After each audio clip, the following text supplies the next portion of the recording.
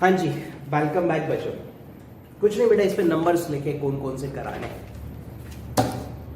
So question number 4 somebody has asked, right.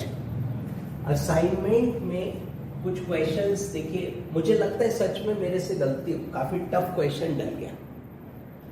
ये 4 तो खास तौर से ज्यादा ही टफ लग रहा है। 1 जनवरी 2000 को एक मशीन खरीदी है 1 लाख रुपीस की। कितनी बड़ी रकम है। अब 2002 की एंट्री तो बाद में आएगी बेटा, और मशीनरी अकाउंट दिसंबर 2003 तक पूछा है। 10% का डेप का रेट है, तो बेटा 31 दिसंबर 2000 डेप्रिसिएशन लगाएंगे 10%, भैया 10,000 हो गया। बैलेंस बताओ बेटा। सर 90,000। ओहो, अब 1 जनवरी 2001 बैलेंस ब्रॉट डाउन 90,000। 31 दिसंबर 2001, एक में तो खरीदी नहीं है, डेप्रिसिएशन 9,000, बैलेंस 81। 1 जनवरी 2002 balance brought down 81। 30/9/2002 to bank भाई 20,000। Same date to bank 5,000। 31 दिसंबर 2002 डेप्रिसिएशन। देखो बेटा, इस पे 10% लगेगा, इस पर भी 10% लगेगा। लेकिन मैंने आपको क्या बताया था कि अगर रेट में लिखा नहीं है पर एनम, तो आप पर एनम मान के चलोगे। Sir ji, that must be assumed to be per annum. तो आई डोंट नो किसकी क्वेरी थी, मैंने सिर्फ नंबर्स नोट किए, नाम नहीं लिखे। हो सकता है आप यहां भी कंफ्यूज हो गए हो और आपने 10% पूरे साल का डेप लगा दिया हो, क्योंकि आपने देखा बोले 10% लिखा है, पर एनम तो लिखा नहीं है, मैं तो 10 लगाऊंगा, क्योंकि ये चीज हमें 11th-12th में पढ़ाई गई थी। लेकिन बच्चों, हम ऐसा नहीं मानेंगे और हम पर एनम अज्यूम करेंगे। नोट लिखेंगे एग्जाम में कि we have assume that 10% per annum है। हाँ, पर एनम से ही करना उसको। तो बेटा 1250 1250 will be the amount of depreciation. Sir 6 month का, सॉरी 6 मंथ क्यों आएगा? दिसंबर क्लोजिंग 3 मंथ्स का आएगा, 3 महीने का। तो कैलकुलेटर में करना 25,000 का 10% इंटू 3/12 645। सर ये हो गया 8725। बाकी बैलेंस छोड़ दो मतलब कैरी डाउन कर दो यार। तो 81 + 25 - 8725 सही जोड़ा है? यस। सो 97275। अब 1 जनवरी 2003 को बैलेंस ब्रॉट डाउन हुआ 97275। 31 दिसंबर को आप डेप्रिसिएशन लगाओगे सर 9,727 रुपया। अरे भाई 10% ही तो करना है, और रिमेनिंग आप बैलेंस से जोड़ दोगे, जो बचेगा वो -10% 87,547.5। So you can see that the question is much tough. Anyway, this is over. Now, the next query is question number 5. So, कहते हैं a company whose accounting year is calendar year. So, what is calendar year? It is 1st January to 31st December. It is 1st January to 31st December.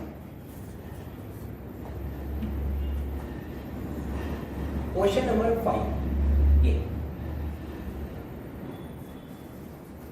Calendar year they are following. Okay, 1 जनवरी 2002 को खरीदा है, 1 अक्टूबर को खरीदा है, 1 जुलाई को खरीदा है 2003 को, 1 जुलाई 2004 को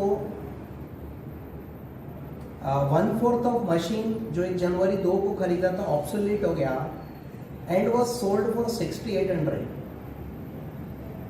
तो कैसा बनेगा diminishing balance method. Diminishing balance कौन सा होता है बच्चों? WD।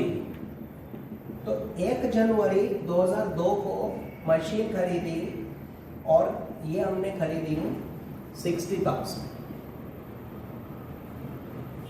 1 अक्टूबर 2002 को हमने और खरीदी। सर जी सेम ईयर है ना, 30,000। 1 जुलाई 3 को खरीदी, वो बाद में आएगी, और 2004 में बिकी है, वो और बाद में आएगी। अब 31 दिसंबर को हम डेप्रिसिएशन चार्ज करेंगे, और कितना करेंगे बेटा? तो देखो इस 60,000 पे तो 10% हो गया, 6,000, राइट। और इस पर 1 अक्टूबर है, अक्टूबर नवंबर दिसंबर 3 मंथ्स, तो 750, 6750, और बाकी का बेटा बैलेंस कैरी डाउन हो जाएगा, तो बचेगा 60 और 30 90,000 minus 6750, 83,250 is our balance. Okay, बिल्कुल ठीक है, ऐसे करेंगे। अब 1 जनवरी 2003 को to bank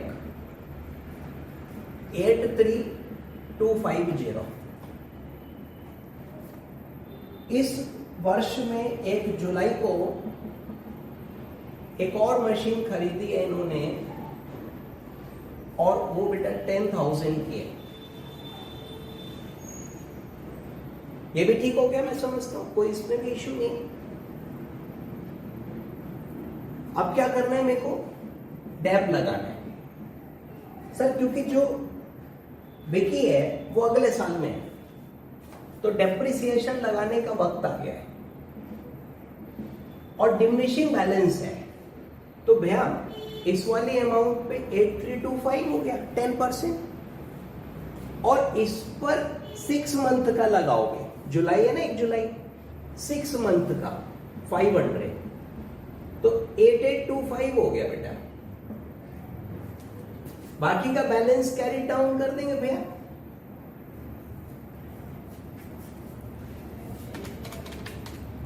minus 8825, so it is 84425। Okay, अब 1 जनवरी 2004 को सर अगेन टू बैलेंस आएगा, सॉरी ये बैलेंस था ना, 84425। अब देखिए 1 जुलाई को क्वेश्चन कहता है कि 1/4 of machine installed on 1 Jan 2002, ये वाली was obsolete and sold for 6800। तो 1 जुलाई 2004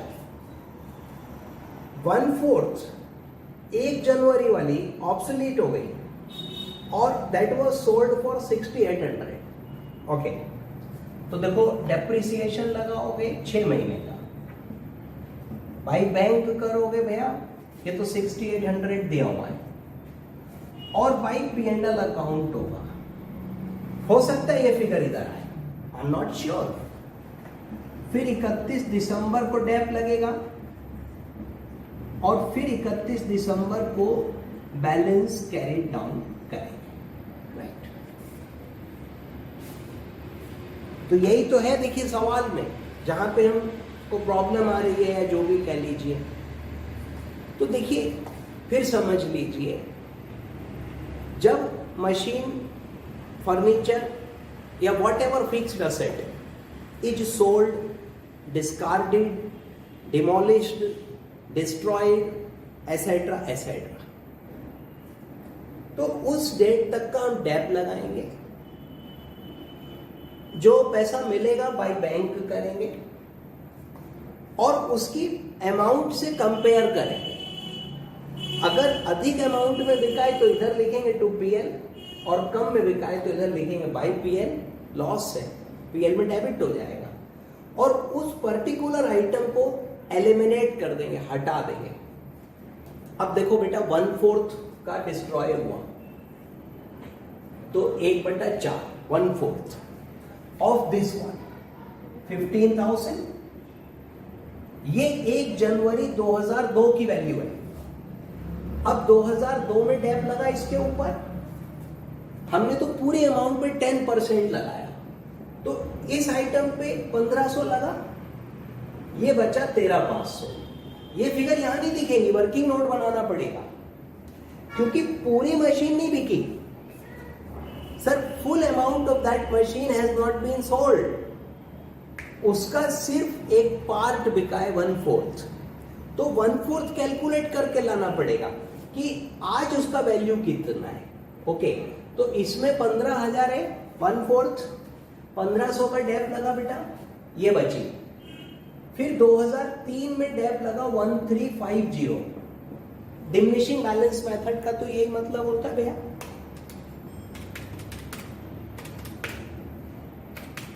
सो बचा 12,150। अब इस पे 2004 में डेप लगेगा, परंतु 6 महीने का लगेगा। पर 1 जुलाई को बिक गई ना ये, तो इंटू 5% कर लो, 607 रुपए 50 पैसे, 607.50। अब इसकी अमाउंट बचेगी 11,542.5। बिकी कितने में? 6,800 में। ये सेल वैल्यू हो गई, और बेटा माइनस करूंगा तो 4,742.50। अब बताओ प्रॉफिट है कि लॉस है? लॉस है sir, so it should be taken here. तो लॉस को यहां ले लेंगे, P and L debit to loss. और देखिए ये एसेट एलिमिनेट हो गई, एलिमिनेट माने खत्म हो गई, फिनिश। अब रिमेनिंग अमाउंट पर डेप लगेगा। सो कैसे डेप लगेगा बच्चों? बेटा इस ईयर में कोई खरीदी तो नहीं है इन्होंने, सो वो तो दिख नहीं रही मेरे को, है ना, राइट। अब देखो वैसे तो इस अमाउंट पे 10% लगा देता मैं, लेकिन इसमें से ये एसेट बिक गई, तो यहां पर कितनी वैल्यू है? आंसर है सर ये वाली वैल्यू, 31 दिसंबर 2003 की वैल्यू है। सर इस अमाउंट में कितना शामिल है? 15, 1500, 13,500, 13,500, 1350, 12,150, तो इसमें 12,150 है। इस अमाउंट में 12,150 है।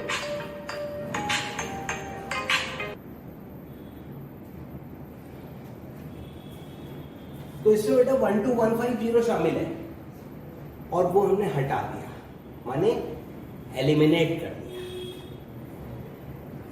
सर इसका जोड़ोगे तो इतना ही आएगा, ये वही अमाउंट हटी है, वही रिमूव हुई है। तो अब जो असेट बिक गया उसका 6 महीने का डेप तो लग गया, बाकी बची हुई पे पूरे साल का लगेगा।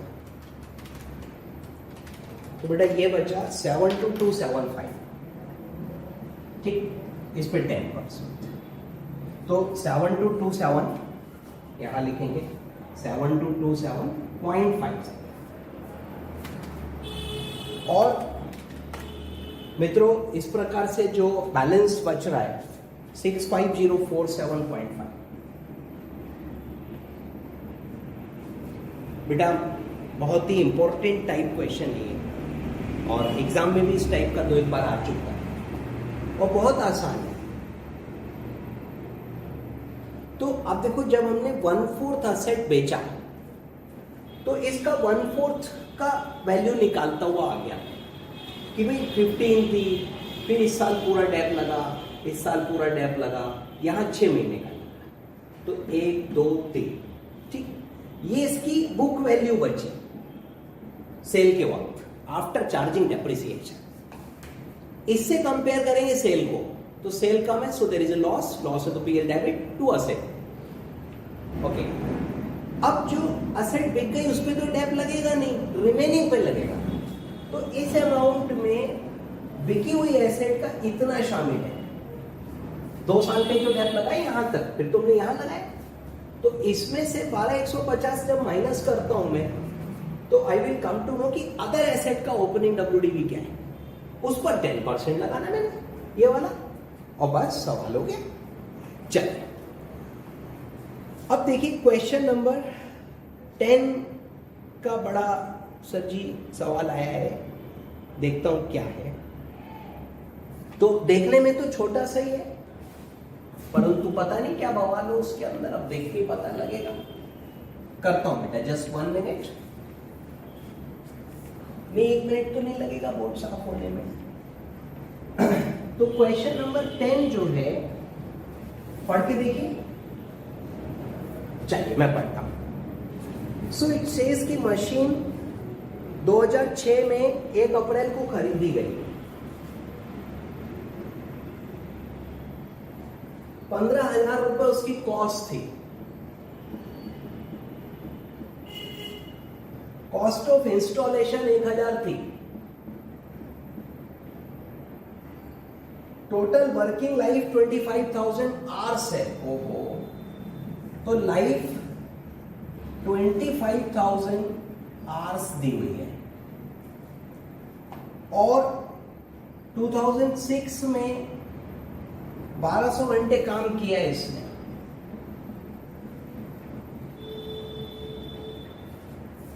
और 2007 में 2000 घंटे काम किया इसने, और कह रहे कि बस करो। तो देखिए कौन सा मेथड है ये मशीन आर मेथड है। अब स्क्रैप वैल्यू दी नहीं है सवाल में, तो जो डेप्रिसिएशन हो जाएगा वो 16,000 पे लगेगा, that is the cost of machine divide by life. तो अगर मैं कॉस्ट ऑफ मशीन को टोटल आवर से डिवाइड कर दूं तो 0.64 पर आवर आ जाएगा। अब अगर 1200 घंटे काम हुआ है तो बेटा into 1200, this is the amount of depreciation. और अगर 2000 घंटे काम हुआ है, so this is the amount of depreciation. So ये दोनों साल का डेप हो गया।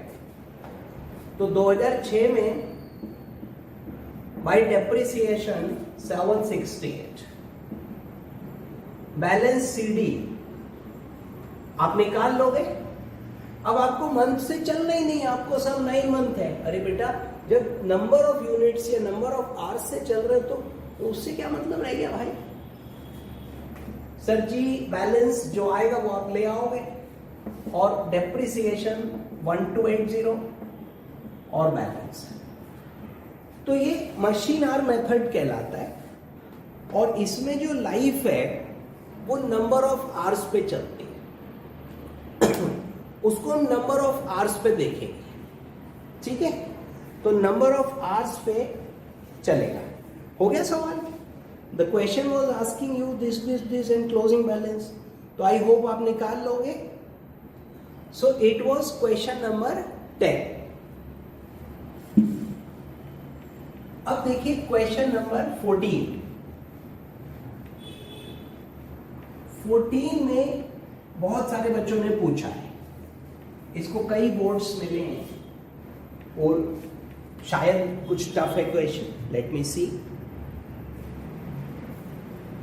सो द क्वेश्चन इज कि मैसर्स मिल एंड राइट, नाम में क्या रखा है, और 1 जनवरी 2000 को they started their business. and they purchased a plant of 7 lakh.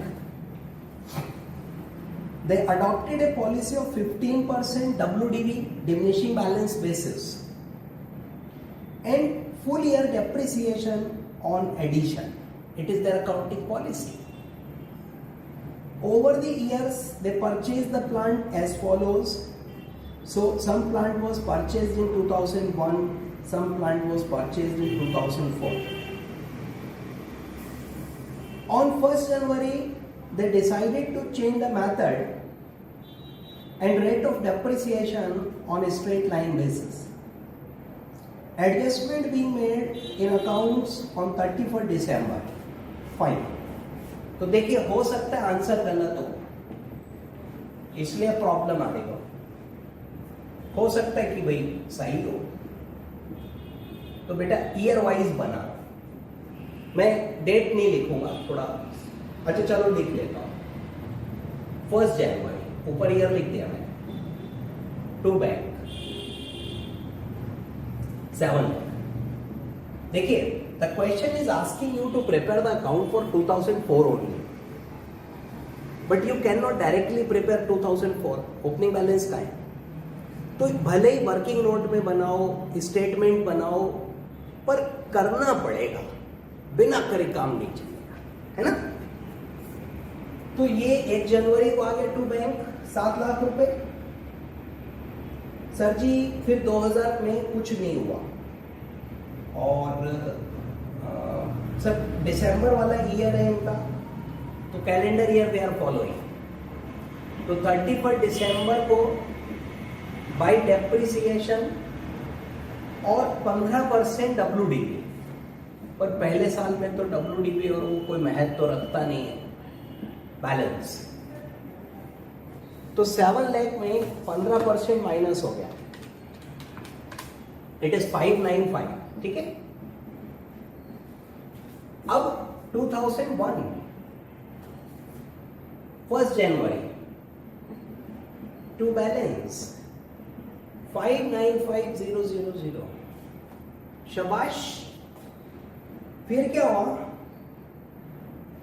Sir 2001 में 1 अगस्त को इन्होंने एक मशीन खरीदी टू बैंक 1,50,000 एंड खरीदी है तो खरीदी है, क्या कर सकते हैं, नो प्रॉब्लम. अब 31 दिसंबर को डेप्रिसिएशन लगाओगे तो देखो बेटा 595 पे 15%, क्योंकि 15% का रेट है, और ऊपर से क्वेश्चन WDV मेथड कह रहा है, diminishing balance. So this amount will bear the depreciation. और इस 1,50,000 पर भी 15 लगेगा. आप जोर जोर से चिल्लाओ कि अरे सारा वस्तु खरीदा है. बेटा मत चिल्लाओ please. You read the question. The second point, charging full year depreciation on addition.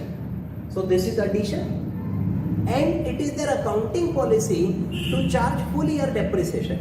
तो हमें ये अधिकार नहीं है कि हम क्वेश्चन बदल दें. सर क्वेश्चन को जो कह रहा है वही करना है. I can not change the question.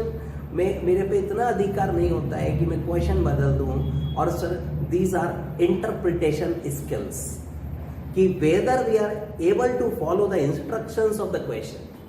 तो sometimes the question is asking something specific और हम अपना वही करे जा रहे हैं जो हमें करना चाहिए. 1 अगस्त है तो अगस्त, सितंबर, अक्टूबर, नवंबर, दिसंबर, मैं तो 5 महीने का लगाऊंगा. अब वो कह रहे हैं कि पूरे साल का लगाओ ना, मैं तो 5 महीने का लगाऊंगा. तो बेटा कट गया, गलत हो गया, 0. यही तो देखना है यार, हमको यही सीखना है कि क्वेश्चन कैसे पढ़े. आधी गलती तो हमारी क्वेश्चन पढ़ने में होती है, हम पढ़ते ही नहीं है. जो हमें आता है वो हम अपना चला देते हैं, और क्वेश्चन कुछ भी कहता रहे उसकी सुननी नहीं, हम किसी की सुनते ही नहीं है. तो बेटा इस चीज का मेरे पास भी कोई इलाज नहीं है. So it is 111,750 then balance carried down.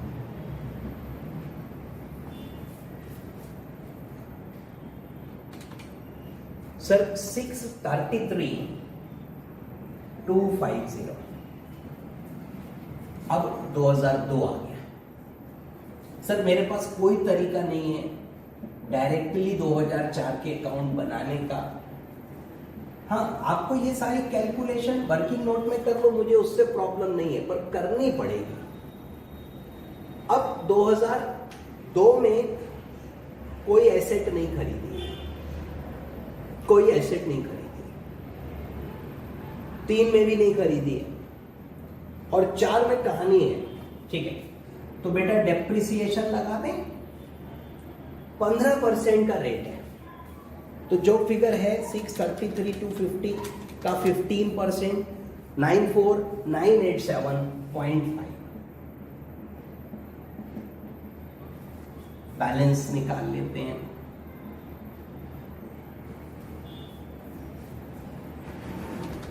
Sir 538,262.5 538,262.5 2003 में यही बैलेंस ब्रॉट डाउन हो जाएगा,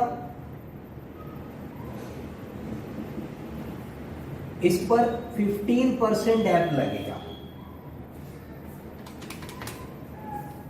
sir 80,739,38 80,739,38 minus equal to 457,523 457,523.12 correct. Sir इसके बिना डायरेक्टली तो मेरे को नहीं आता, मेरे को बिल्कुल भी नहीं आता।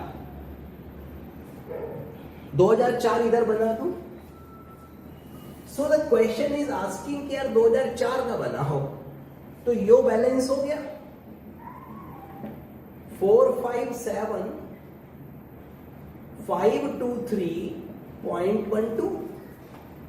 बेटे 2004 में खरीदा भी है 2 लाख का, टू बैंक, हाँ 30/9 है, वो स्पेस थोड़ा कम है, एंड 2 लाख रुपए बचो, बिल्कुल ठीक हो गया।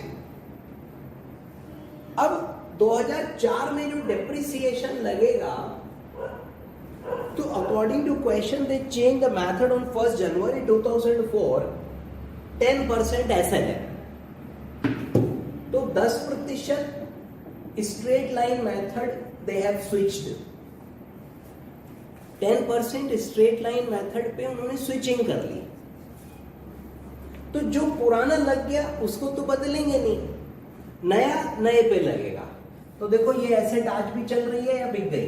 चल रही है सर, तो 7 लाख पे 10%। सर ये खरीदी 150, इस पे भी 10% भैया। अब 2004 का तो वैसे भी फुल ईयर का लगेगा इन एसेट्स पे, और खरीदी नहीं, हाँ 2 लाख पे 10%। Sir did they change their policy of charging full year depreciation on addition? क्या एडिशन पे पूरे साल का डेप का जो इनका चल रहा था वो चेंज लिखा है? नहीं ना, तो वो तो ऐसा ही चलेगा। They charge full year depreciation on addition, that is their policy. We have no authority to change the question, we have to follow the instructions of the question. So मित्रों कितना हो गया ये? 70 और 20 90 और 15 105 भैया। जय माता दी। बैलेंस कौन कैलकुलेट करेगा? मुझसे कराओगे? माइनस 1,05,000। बेटा नया मेथड से लगाएंगे, रेट भी दिया हुआ है तो हमें तो कुछ करना नहीं, 10% लगाना हमको। और ये बच गया 553.12 553.12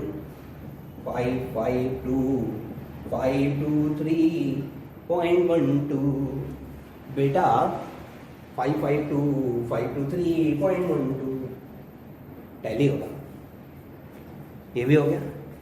तो भैया इसमें बहुत बोर्ड्स थे,